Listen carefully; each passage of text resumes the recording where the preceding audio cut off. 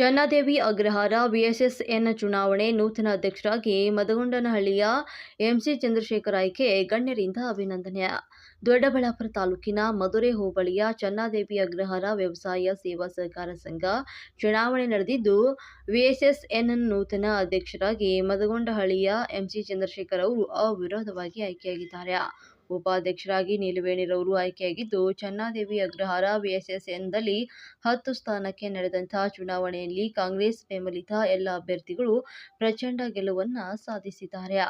ನೂತನವಾಗಿ ವಿಎಸ್ಎಸ್ನ ಅಧ್ಯಕ್ಷ ಹಾಗೂ ಉಪಾಧ್ಯಕ್ಷರಾಗಿ ಆಯ್ಕೆಯಾದಂತಹ ಎಂಸಿ ಚಂದ್ರಶೇಖರ್ ಹಾಗೂ ನೀಲವೇಣಿರವರನ್ನ ದೊಡ್ಡಬಳ್ಳಾಪುರ ಯೋಜನಾ ಪ್ರಾಧಿಕಾರದ ಅಧ್ಯಕ್ಷ ಚುಂಚೇಗೌಡ ಸೇರಿದಂತೆ ಇತರೆ ಗಣ್ಯರು ಅಭಿನಂದಿಸಿದ್ದಾರೆ.